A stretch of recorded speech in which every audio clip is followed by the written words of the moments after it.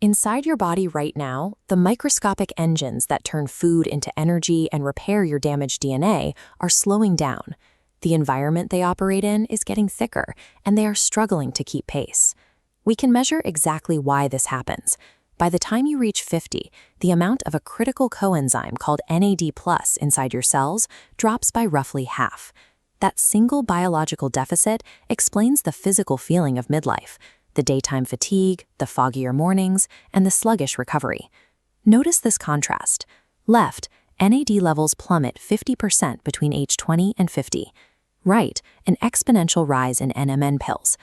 But these protocols focus exclusively on production, ignoring enzymatic destruction. This technical gap causes high failure rates, leaving the missing 50% completely unaddressed.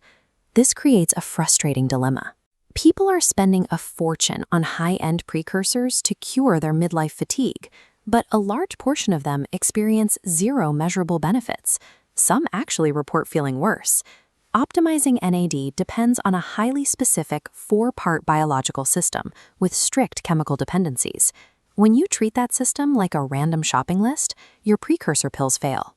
Over the next few minutes, we are going to map the complete required architecture so you know exactly how to make this biological investment actually work.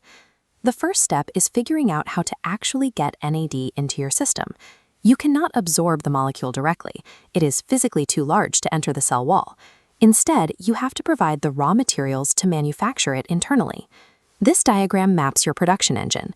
An input precursor, like NMN or NR, crosses the cell boundary, converting into usable NAD+ currency. When fueled correctly, NAD levels rise, and within weeks, people register measurable gains in sustained energy and recovery. But there is a serious biological trade-off here. This phase is expensive, and the market is flooded with low-grade materials. Independent testing shows many commercial precursors hit shelves containing less than half of their labeled dose. NMN is the most popular input, but there is a second option. Nicotinamide riboside, or NR, is an older precursor with a human safety record spanning over 20 years. The current clinical science cannot predict which one your specific biology will prefer. Some people respond incredibly well to NMN, while others do better on NR. Finding out requires an expensive, personal trial and error period of 4 to 6 weeks. However, paying to fund this production engine is highly dangerous if you stop there. Pouring high-octane precursor fuel into your cellular machinery without actively managing the resulting exhaust guarantees a massive physiological backfire. That brings us to the first hidden cost of this protocol, the creation of metabolic exhaust. When your body forcefully processes high doses of NMN or NR, it eventually has to excrete the chemical byproduct. Doing so burns through your natural supply of methyl groups, tiny tags your body desperately needs for DNA repair and mood regulation. Back at our system diagram, we see the consequences. As NMN flows in, internal methyl reserves rapidly drain to process the exhaust. To prevent a total drain, you must introduce TMG. TMG donates spare methyl groups, safely neutralizing precursor byproducts and stabilizing the entire mechanism. If you take a high-dose precursor and skip the TMG, your biology pays the price. You risk elevated homocysteine levels, dangerous liver stress, and classic methyl deficiency symptoms like high irritability and severe brain fog. The irony of the longevity market is that TMG is extremely cheap and strictly required. But because it lacks the marketing excitement of a shiny new precursor, almost nobody tells you to buy it. Taking NMN by itself can directly cause the exact brain fog and exhaustion you are trying to cure. Skipping methyl support turns your own financial investment against you. Once you secure the production and manage the exhaust, you face a second hidden variable, active cellular destruction. As we age and as chronic inflammation builds up, our bodies produce more of an enzyme called CD38. This microscopic view shows how CD38 operates. These aggressive, dark enzymatic shapes actively hunt down and dismantle your glowing cellular structures, destroying NAD+ faster than your body can naturally produce it. This creates a brutal leaky bucket dilemma. Paying a premium to manufacture new NAD with NMN is entirely useless if elevated CD38 levels are immediately chewing up the newly minted molecules. To fix the leak, the protocol requires a specific chemical patch, a flavonoid called apigenin. Found naturally in chamomile, concentrated apigenin actively inhibits the CD38 enzyme. This final expansion of our architecture diagram shows the shield system in action.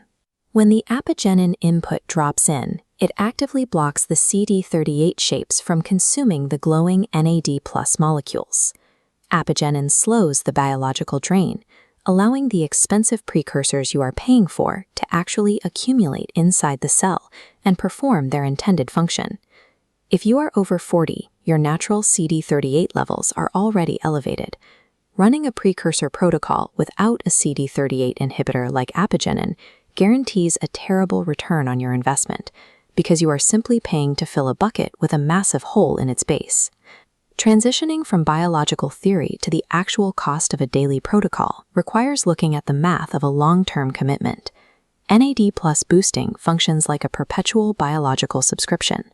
Once you stop providing the inputs, your cellular levels drop back to their original baseline. This matrix graphic breaks down the exact protocol tiers. The first column is for the minimalist. It requires strictly two inputs, a precursor like NMN and methyl support via TMG. If you are strictly budget conscious, understand that the minimum viable stack involves two parts. You must balance the production of NMN with the exhaust management of TMG. The second column is the required tier for anyone over 40 experiencing significant midlife decline.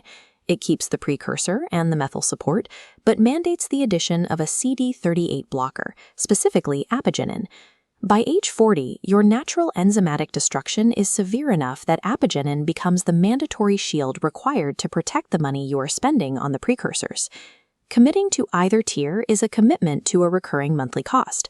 Misunderstanding which level of support your aging biology actually requires will lead to wasted money and completely stalled progress. But all of these chemical inputs share one glaring limitation. Supplements can only raise your biological ceiling. They cannot descend your biological floor. This chart illustrates the difference in impact. Line A shows how supplements create a sharp, temporary spike in your system, but line B shows how sustained behavioral habits build a slow, high, and permanent baseline floor. When you combine both approaches, the results compound.